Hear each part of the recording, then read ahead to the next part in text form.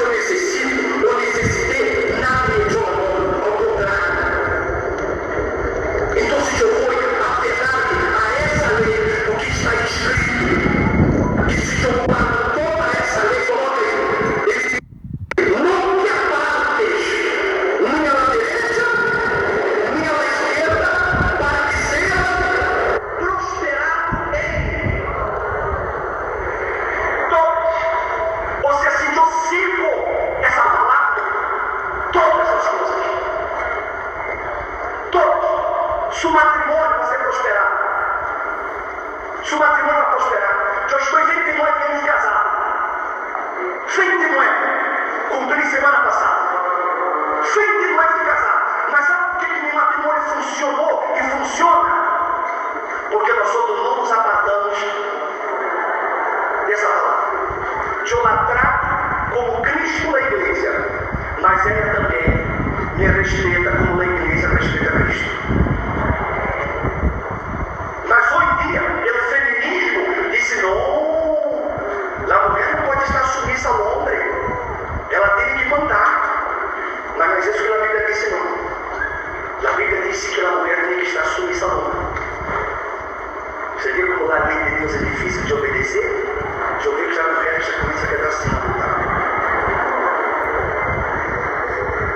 Mas é assim que disse a Bíblia. Mas não seria não, homem. Porque se a tarefa da mulher está submissa ao marido, a tarefa do marido é tratar a mulher como Cristo tratou a igreja. E como Cristo tratou a igreja? Com amor. Ele deu a vida pela igreja. Então, se você vê que não é uma peleia de sexo, não, é um haciendo lo mejor por el outro. Porque muitos homens se agarram pela palavra para querer mandar que a mulher obedeça. Não, não é assim que funciona, não. Não é assim, não. Minha mulher, eu não necessito gritar com ela. Eu não necessito levantar minha voz para ela. Porque eu a trato com amor. Com Cristo. Então, se necessário, eu dou minha vida por ela. Assim como Cristo deu a vida por a igreja. Assim é o marido. É o marido que quer ter um bom matrimônio. Então, se ele trata a esposa com carinho, ele trata a esposa com respeito, ele trata a esposa com amor, ele ajuda a esposa, ele não é seu chefe, não, ele é seu marido. Então, se ele tem carinho por ela, pergunta lá para a mulher. Eu digo assim para ela quando cumprimos 29 anos: te arrependes? Aí, nunca. E eu lhe digo hoje: eu não me arrependo, nunca me arrependi. Mas sabe por quê? Porque nós outros não nos desviamos. Minha ladereja, por isso que funciona. Prospera. Então, se nós temos matrimônio, é próspero. Quando você obedece à palavra, quando você não se deixa guiar por outros, você se guia por essa palavra, então você prospera. Você tem um negócio, o bispo que estou com um negócio quebrado, o bispo estou endeudado, o bispo que eu estou com uma economia patas para riba, o bispo já não sei mais o que fazer, como eu hago para prosperar? Siga a palavra. Não, mas o bispo que eu venho da igreja, não está com ninguém na igreja. Que a Bíblia ensina sobre prosperidade econômica. Simples, dízimo. Mas muita gente não quer dar dízimo, ou quer dar dízimo à maneira da ética. Há gente que pensa que dízimo é despesa, sem pesos. Não, está errado. Dízimo é o 10%. Os primeiros 10%. Eu cobro, primeira coisa que eu hago, quanto é meu salário bruto? É 5. Então, se primeiro eu saco 50 centavos. Porque 5, 50 centavos é 10%. Então, primeiro, antes de pagar aqui, primeiro Deus fala, tem um negócio. Quanto meu negócio me remunera? Meu negócio me remunera 50 mil. Excelente. Quanto que você pensa? 5. Primeiro, Deus sabe isso. Antes de pagar provedor, primeiro, você paga o que é 10%. Isso é lei de Deus. E por isso que ele diz que tu tens que ser muito valiente para não desviar-se. Sabe por quê? Porque vão encontrar pessoas que vão dizer assim, tu és um bobo de estar dando dízimo para esses pastores. Não serve nada para mim. Nada, absolutamente zero. Porque o dízimo pertence a Deus. O dízimo é invertido na obra de Deus. Amém?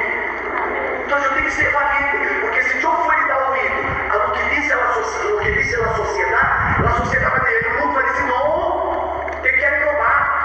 Mas não sou eu quem manda, é a Bíblia, é a lei. Então se você paga 10% de meu salário, 10% das ganâncias de meu negócio, se eu recebi um dinheiro, primeiro que eu separo 10%, vendi uma propriedade, 10%, recebi uma riqueza, primeiro 10%, ou seja, primeiro eu separo o que é Deus.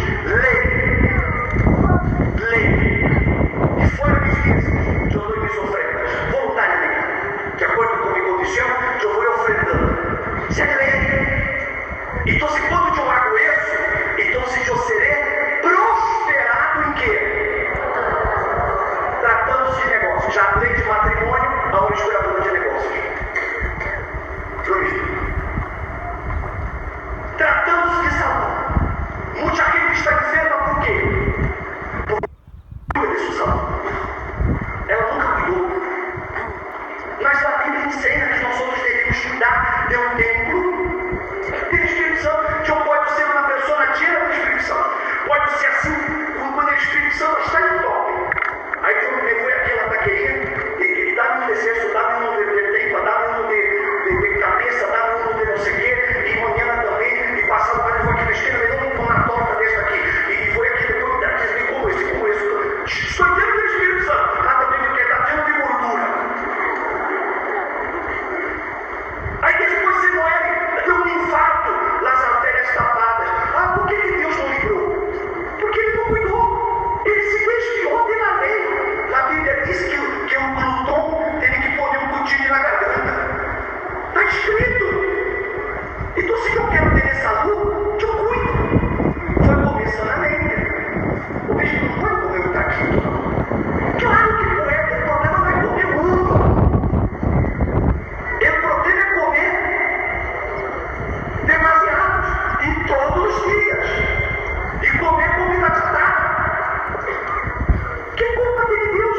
Ah, estou enfermo de gastrite, enfermo de úlcera.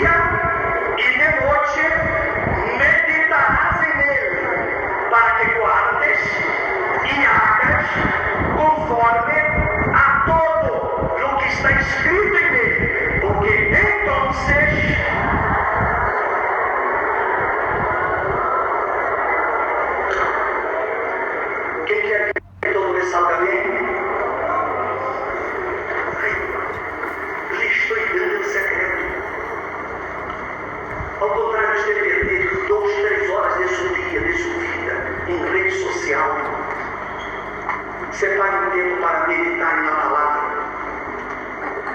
Não é ler, é meditar. Por isso que estou haciendo con ustedes aquí es una meditación. Estoy hablando, estoy explicando. Meditar es eso, estoy meditando en lo que significa aquilo. Mas a vezes a pessoa quer 3, 4 horas de sua vida, diariamente, dentro de uma rede social.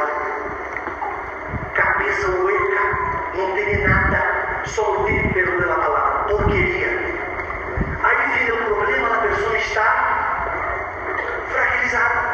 Ou então se a pessoa quer dar ouvido ao que dizem os outros.